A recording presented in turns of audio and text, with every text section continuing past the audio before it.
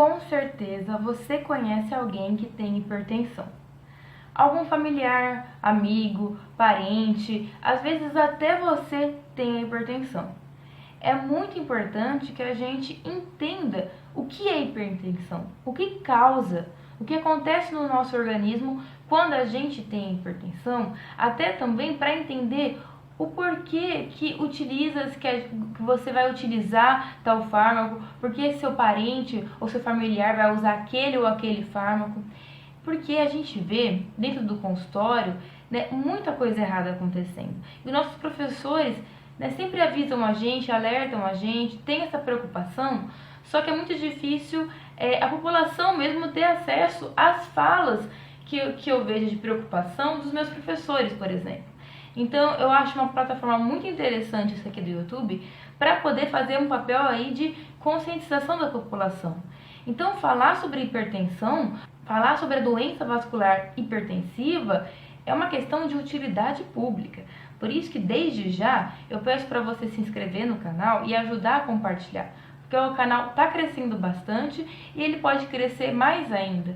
É muito importante nesse momento no nosso país a gente crescer cada vez mais a divulgação científica, porque no momento que ela mais está apanhando, no momento que ela mais está sendo deixada de lado, que a gente precisa bater firme, e a gente sim precisa da ciência, a gente precisa entender, a gente precisa da medicina, a gente precisa das vacinas, a gente precisa ter conhecimento, tá certo? Então vamos lá. 7 milhões de pessoas, isso foi um dado de 2001, então olha só, o que será que está acontecendo em 2019, né?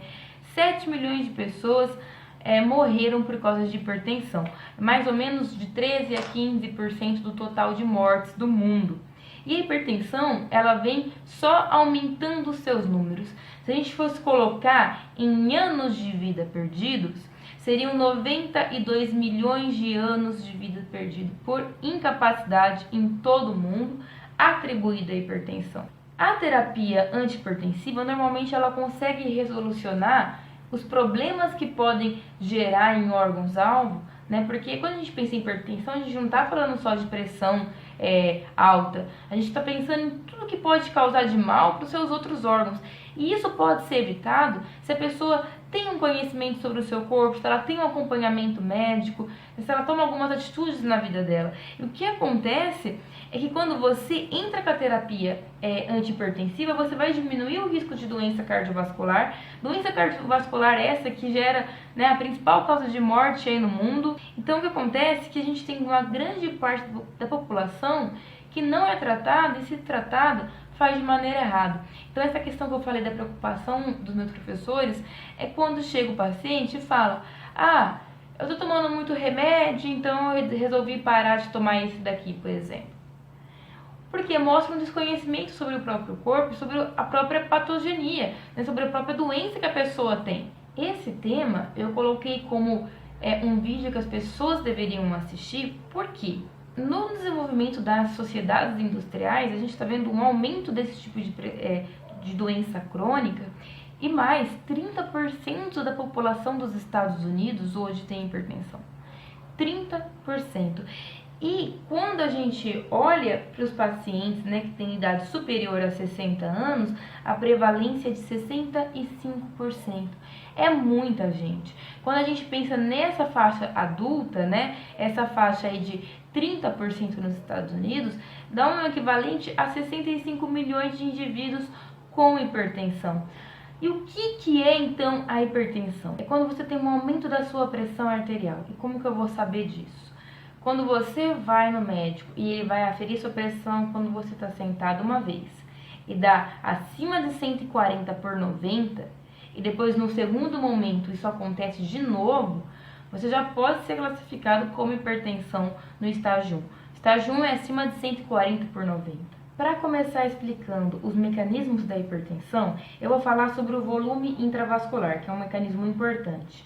Não dá para falar disso sem falar, né, do cloreto de sódio, que é o sal. Então, assim, quando a gente pensa em hipertensão, o sal é o grande vilão. Por isso que não tem sal em comida de hospital. A comida de hospital, várias pessoas odeiam porque não tem tempero. Na verdade, a gente está acostumado a comer comida com tempero demais. Outra coisa, é por isso que você não pode tomar água de mar, porque na verdade você não vai estar se hidratando, você vai estar se desidratando. Então, quando a gente tem o sal, a água vai aonde tem sal. Então, tem sal, a água vai para querer diluir esse sal, tá certo? Então, o que acontece é que se você tá com sede e bebe água do mar, o que vai acontecer? Se você vai gastar água do seu corpo para digerir aquele sal. Então você vai ficar mais desidratado ainda.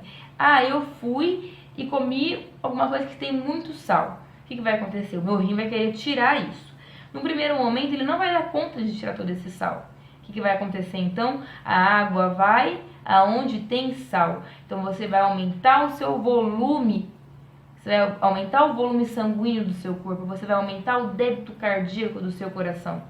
Vai aumentar a quantidade de volume que você vai ter andando dentro dos seus vasos, tá certo? Só que o que vai acontecer? Vários tecidos do seu corpo, vários órgãos do seu corpo, eles também têm um mecanismo de regulação. Eles querem que certa quantidade de sangue chegue até eles. E eles não querem que chegue mais sangue ou menos sangue. Eles querem aquela quantidade de sangue ali. Aí você vai lá e aumenta o volume do seu organismo porque você está com uma dieta cheia de sal. Eles não vão gostar daquilo.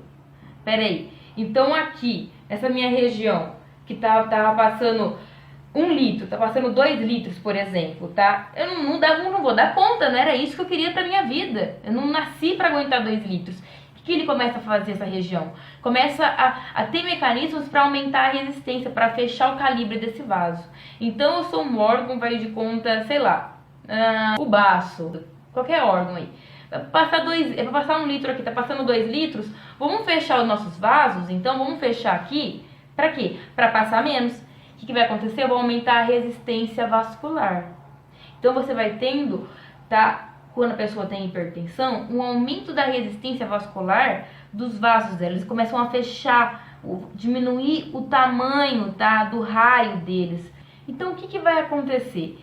Eu não ingeri mais sal? Eu já não tô com mais volume no meu organismo? O que meu organismo faz? Bom, tenho mais volume, vou aumentar a pressão. Eu vou aumentar, então, a velocidade que está passando, né, o fluxo aqui, o sangue nessa região. Por que eu vou aumentar a pressão? Por que eu vou aumentar essa pressão? Para passar mais rápido esse volume no meu rim. Para tirar logo essa quantidade de volume em excesso. E isso tem um nome. Isso chama pressão de natriurese. Vocês entenderam o que aconteceu? Eu aumentei o volume, então eu vou aumentar a pressão. Para quê? Porque eu tenho que aumentar a pressão? Para passar mais rápido pelo rim. Passando mais rápido pelo rim, ele consegue tirar logo o que está acontecendo ali. E agora eu vou colocar uma fórmula aqui, e não se assustem, porque vocês vão entender certinho, eu quero que vocês entendam o porquê que essas coisas acontecem e aonde os fármacos que vocês tomam vão agir. Então, vejam só, isso daqui é física, porque fisiologia é física, tá? Lembra daquela fórmula que as pessoas não gostavam, que a diferença de potencial de ATP é igual a resistência em ohms vezes ampere? Aquela fórmula da física? Pois é, eu não gostava muito dessa parte de elétrica no meu ensino médio. Mas quando eu cheguei aqui, em vez de imaginar elétrons passando, eu comecei a imaginar o corpo humano, foi muito mais fácil para mim entender até resistor, capacitor, aqueles desenhinhos que tem, sabe, de resistência, porque o nosso corpo é praticamente isso, só que um pouquinho mais complicado, porque tem umas diferenças aí que é um sistema biológico, né? Enfim, mas essa fórmula, por exemplo, da física é igualzinha a essa fórmula que eu estou mostrando para vocês. O que eu quero dizer com isso? Olhem só, porque é isso que está acontecendo no seu corpo. A cada segundo, a cada minuto, essa fórmula é a fórmula que dá a sua vida. É como o seu sangue funciona, é como o seu coração bate. Então, é legal entender. Então vamos lá, o que acontece? A gente tem um fluxo sanguíneo que ele é igual a pressão através do leito vascular dividido pela resistência. A gente aprendeu lá na nossa matemática, quando a gente pensa numa fração, a gente está pensando em coisas que são proporcionais.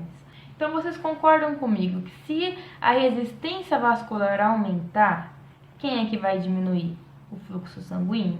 Vocês não precisam pensar pela fórmula, só pensa comigo aqui, ó. Eu aumentei a minha resistência vascular, um raio que era desse tamanho aqui da minha artéria, então, da minha arteríola, meu capilar diminuiu, ficou menorzinho, então o que vai acontecer? Vai passar menos sangue aqui, vai diminuir o fluxo. E se eu quiser manter o fluxo igual? Porque meu tecido que está recebendo esse sangue, ele quer o mesmo fluxo.